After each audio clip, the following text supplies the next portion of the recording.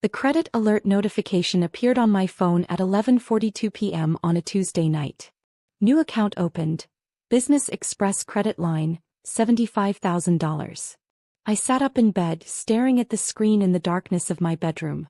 I definitely hadn't opened any business credit accounts. I immediately logged into my credit monitoring service and scrolled through the recent activity. My heart sank as I found 3 new accounts opened in the past week. A $75,000 business line of credit, a $50,000 equipment financing loan, and a $125,000 commercial real estate loan. All applications had been submitted using my personal information, employment history, and social security number. The total exposure was $250,000 in fraudulent debt that could destroy my financial life. But I knew exactly who had access to my financial information. My brother Jake had been staying in my spare bedroom for 2 months, supposedly getting back on his feet after his latest business venture collapsed spectacularly. During that time, he'd had unlimited access to my home office, my daily mail delivery, and all my personal documents. I got up and padded quietly to my home office, careful not to wake Jake. My filing cabinet was slightly ajar. I always kept it locked, but the lock had been picked. Someone had been rifling through my tax returns, bank statements, employment records, and insurance documents. On my desk there were faint impressions on my notepad where someone had pressed down hard while writing, probably practicing my signature. I opened my laptop and checked the browser history. Someone had been researching business loan applications, how to establish corporate credit using personal guarantees, strategies for maximizing loan approvals, and even articles about identity theft penalties. The searches had been conducted during business hours when I was at my job downtown. As a forensic data analyst for a major insurance company, I had extensive experience with fraud investigation, digital evidence preservation, and financial crime patterns. My home network was configured to log all internet activity, and I had security cameras positioned throughout my apartment that I'd installed after a break-in 2 years earlier. I pulled up the network activity logs for the past month. Jake's devices, his laptop, tablet, and smartphone, had been accessing loan application websites, business formation services, credit monitoring sites, and financial planning forums. He'd also downloaded copies of my personal documents and uploaded them to several cloud storage accounts that I could trace through the network traffic. The security camera footage was even more damning.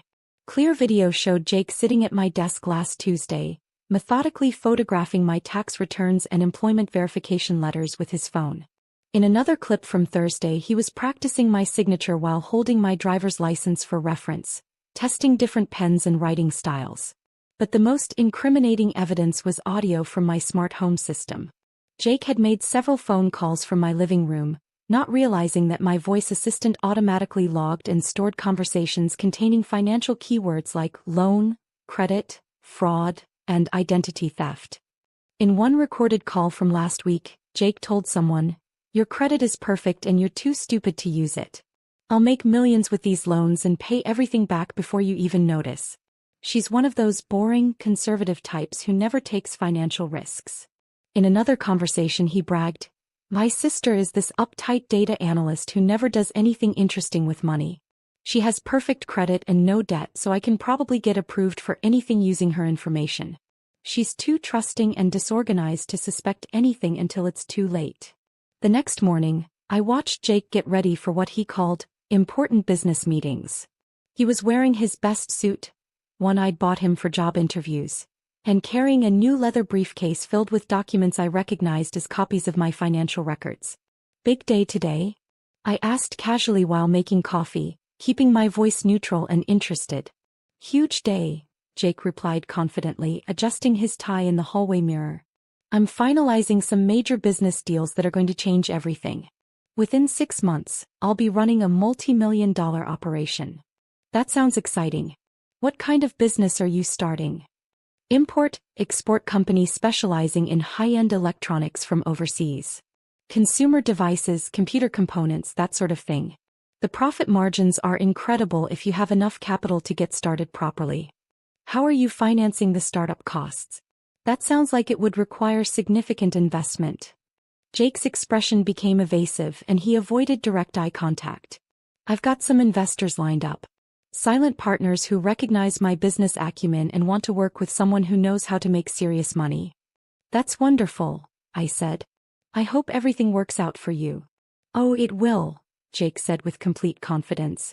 This time next year, you'll be asking me for financial advice instead of the other way around.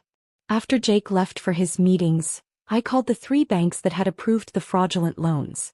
I spoke with loan officers at each institution and confirmed that applications had been submitted using my personal information, but requesting that all correspondence be sent to a business address I'd never heard of, a small office complex across town.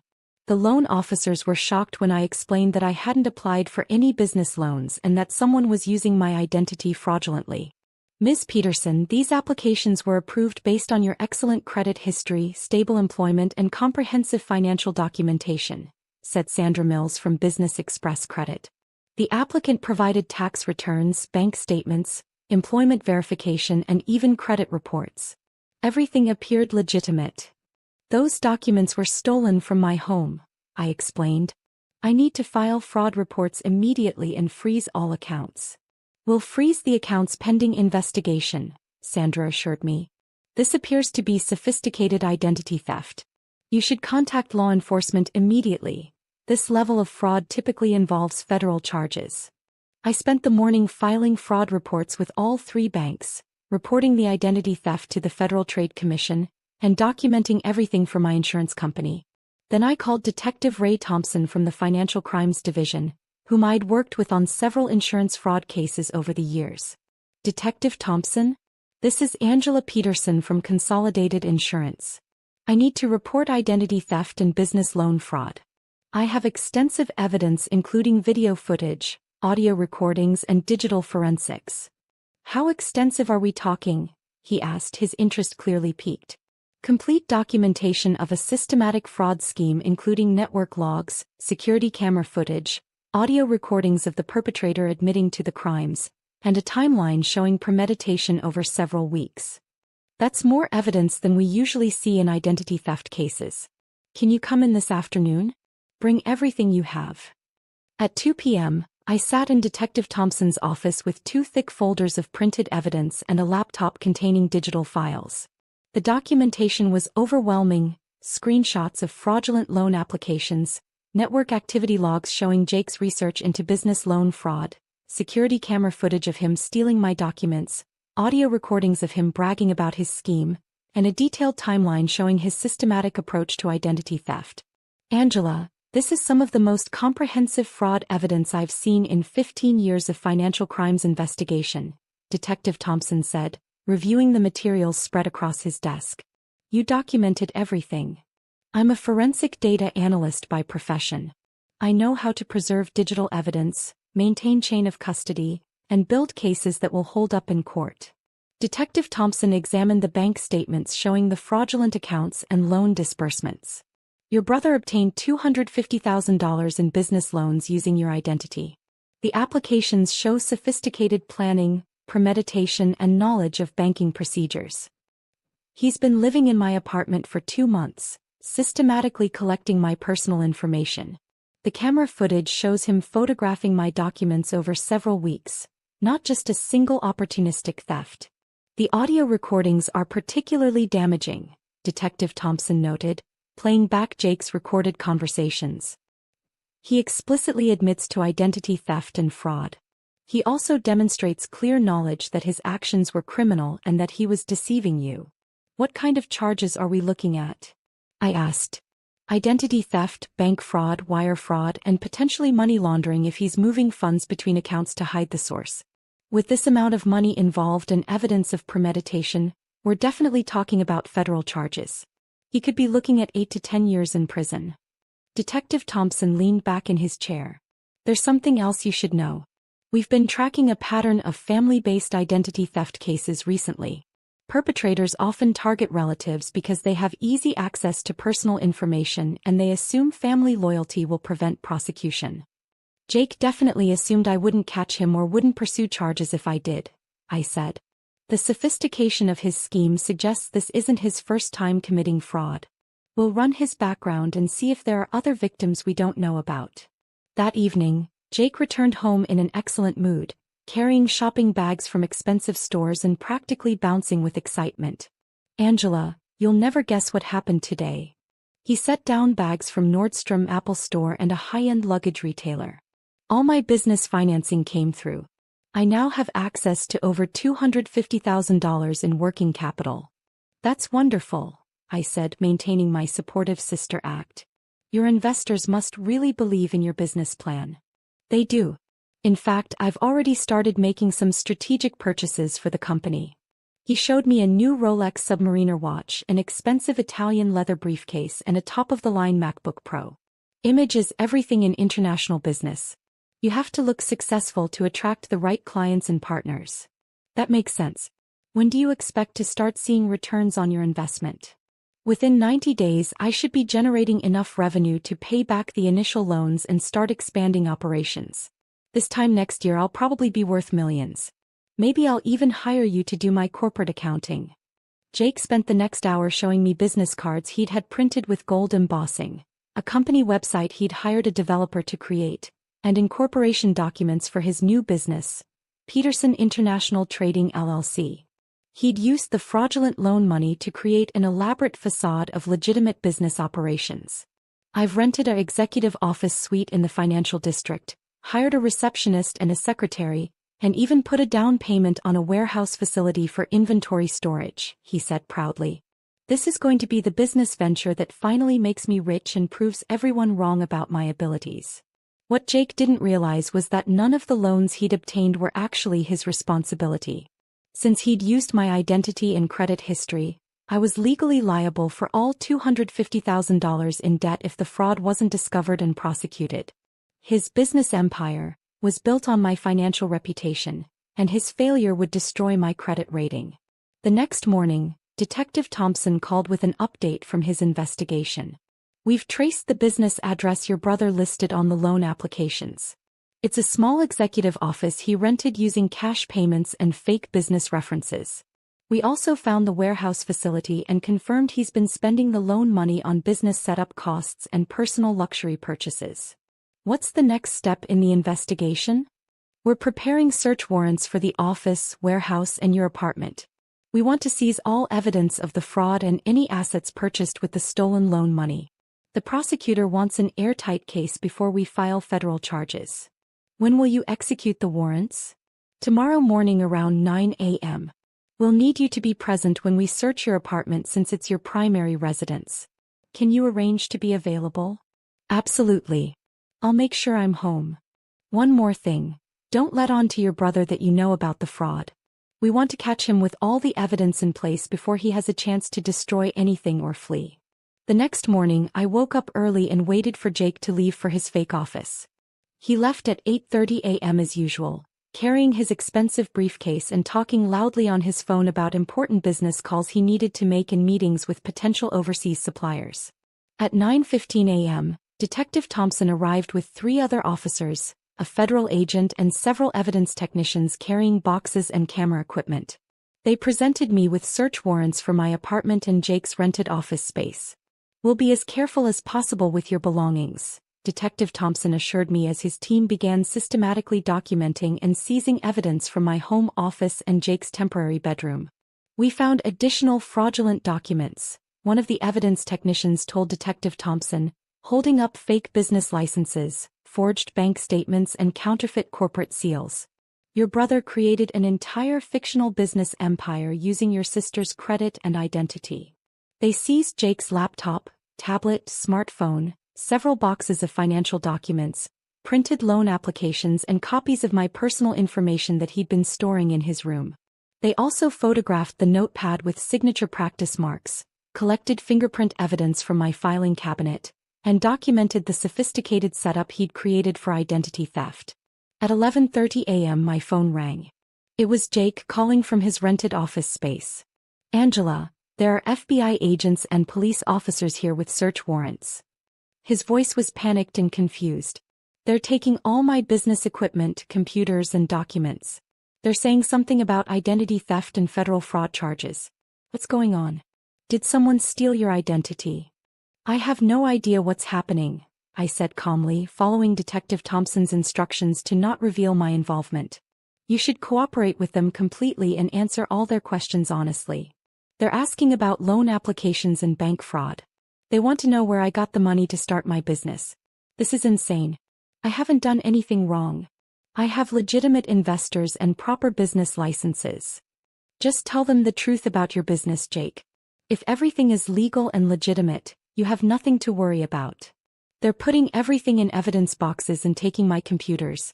How am I supposed to run my business without my equipment? 2 hours later, Detective Thompson called me back with an update on Jake's arrest. We've arrested your brother on federal charges of identity theft, bank fraud, wire fraud, and money laundering.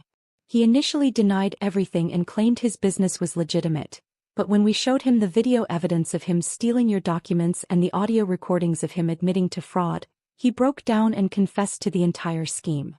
How did he react to being caught with all that evidence? First, anger. He was furious that you had security cameras and audio recording in your apartment. Then desperation. He kept insisting that he planned to pay back all the loans from his business profits, so it wasn't really theft. He doesn't seem to understand that using someone's identity without permission is a serious federal crime regardless of intent to repay. What happens next in the legal process? He'll be arraigned tomorrow morning on federal charges. With the comprehensive evidence you provided, the prosecutor is confident we can get convictions on all counts. Your brother is looking at 8 to 10 years in federal prison, plus restitution and fines. That afternoon, I started receiving phone calls from family members who'd heard about Jake's arrest through our local family network. The reactions were predictably divided along familiar lines. My mother called in tears. "Angela, how could you have your own brother arrested? He was just trying to start a business and make something of himself. Family should stick together during difficult times." "Mom, Jake stole my identity and fraudulently obtained $250,000 in loans that I would have been legally responsible for. If he hadn't been caught, I could have lost my house, my savings, and my credit rating. But he's your brother. You should have talked to him privately before involving the police and destroying his life." I didn't know he was committing crimes against me until I received credit alerts about fraudulent accounts. By then, he'd already obtained $250,000 through systematic identity theft. My father had a different perspective when he called later. "I can't believe Jake was stupid enough to try this kind of scheme against you. Didn't he realize you work in fraud investigation for a living?" "Apparently he thought I was too trusting and disorganized to catch him," I explained. "He seriously underestimated both my professional expertise and my personal security measures. He always was too clever for his own good. I just never thought he'd be dumb enough to commit federal crimes against his own sister." My Uncle Robert was furious with me when he called that evening. "Angela, you could have just co-signed business loans for Jake if you wanted to help him succeed. There was no reason to send him to federal prison over money." "Uncle Robert, I didn't co-sign anything and I wasn't asked to co-sign anything. Jake forged my signature and stole my identity to commit bank fraud. This wasn't about me refusing to help him. This was about him committing serious federal crimes. You're being vindictive and destroying family relationships. Family should help each other achieve their dreams, not destroy each other over business disagreements. This wasn't a business disagreement or a family dispute. Jake systematically stole my personal information, forged my signature, and obtained $250,000 in fraudulent loans. If his scheme had succeeded, I could have faced financial ruin." The preliminary hearing was held 2 weeks later in federal court. I testified about the evidence I'd collected and explained how Jake had used his access to my home to systematically gather my personal information over several months. Jake's court-appointed defense attorney tried to portray the fraud as a misunderstanding between siblings, claiming Jake believed he had implicit permission to use my credit for business purposes since we were family. But the recorded phone calls where he explicitly stated that I was too stupid to use my perfect credit and that he would commit fraud before I even noticed completely undermined that defense strategy. The federal prosecutor played the audio recording where Jake said, "My sister is this uptight data analyst who never does anything interesting with money. She has perfect credit and no debt, so I can probably get approved for anything using her information. She's too trusting and disorganized to suspect anything until it's too late." The federal judge was clearly not impressed with Jake's justifications. "Mr. Peterson, regardless of your family relationship with your sister, Using someone's identity to obtain $250,000 in loans without their knowledge or consent constitutes serious federal crimes that strike at the heart of our financial system. Jake was bound over for trial on charges of identity theft, bank fraud, wire fraud, and money laundering. Bail was set at $100,000, which he couldn't afford since all his assets had been purchased with fraudulent loan money and had been seized as evidence. While Jake sat in federal detention awaiting trial, I received a visit from his business attorney, Martin Walsh, who was trying to salvage something from the wreckage of Jake's fake empire. Ms. Peterson, I represent your brother in his business affairs.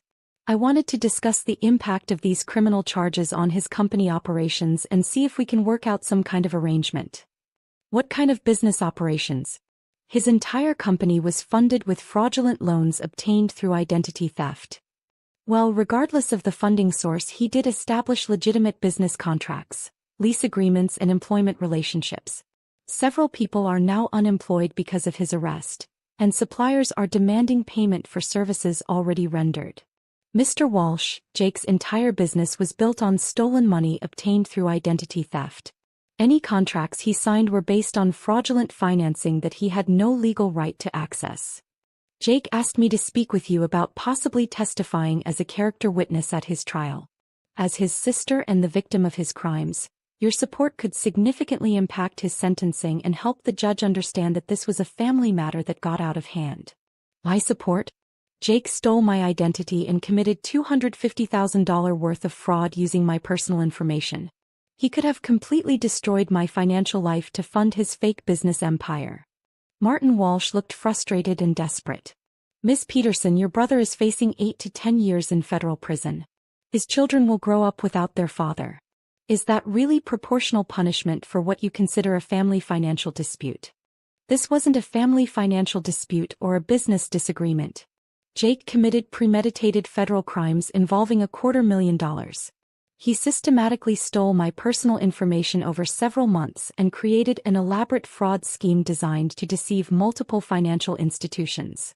4 months later, facing overwhelming video, audio, and digital evidence that would guarantee conviction at trial, Jake accepted a plea bargain offered by federal prosecutors. He pled guilty to identity theft and bank fraud in exchange for a reduced sentence of 6 years in federal prison. At the sentencing hearing, Jake was allowed to make a statement to the court before receiving his sentence. Your Honor, I know what I did was wrong. I was desperate to make my business dreams come true, and I made terrible decisions that hurt my sister and violated her trust in the worst possible way. He turned to look at me sitting in the gallery with my parents. Angela, I'm sorry for what I did to you. I convinced myself that I could make enough money to pay back the loans before you found out, but I realize now how incredibly selfish and criminal that thinking was. The federal judge sentenced Jake to 6 years in federal prison, followed by 3 years of supervised probation. He was also ordered to pay $285,000 in restitution covering the fraudulent loans plus penalties, interest, and investigation costs. After the sentencing, Detective Thompson met with me in the courthouse hallway. How do you feel about the outcome of the case? He asked. Relieved that it's finally over, I said honestly. Jake needed to face serious consequences for his actions, but I'm glad he finally accepted responsibility instead of putting everyone through a lengthy trial. Your evidence collection made this case completely airtight. Without your comprehensive documentation, it would have been much harder to prove the systematic nature of the fraud and the premeditation involved. Jake assumed I was too trusting or too naive to catch him. He seriously underestimated both my professional expertise in fraud investigation and my personal security measures. A year and a half later, I received a letter from Jake written from federal prison.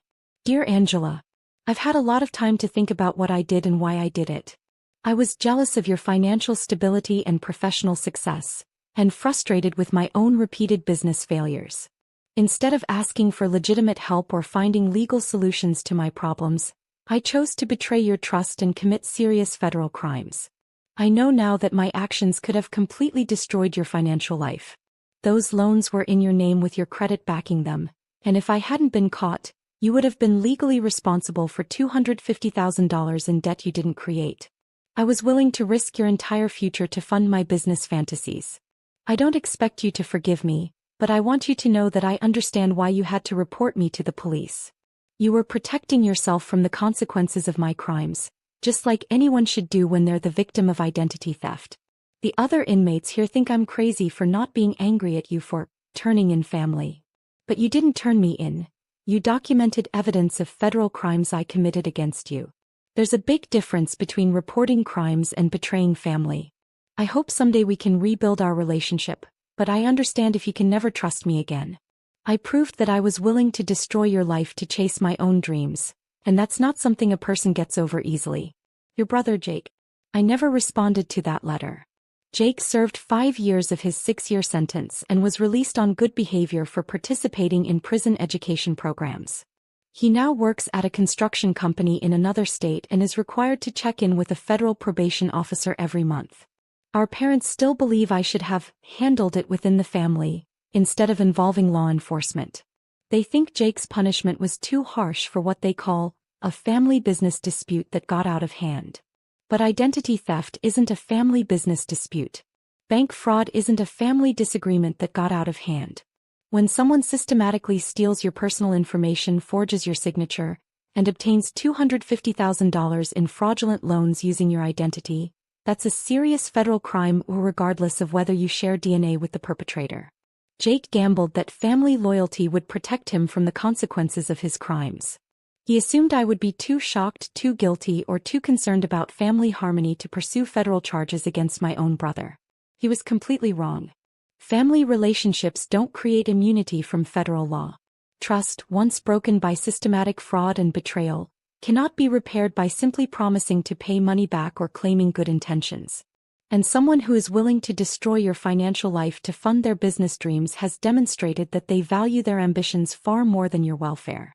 I maintained comprehensive digital security because fraud investigation is my profession, but also because I learned early in my career that financial predators often target the people closest to them, counting on family relationships and emotional manipulation to shield them from prosecution.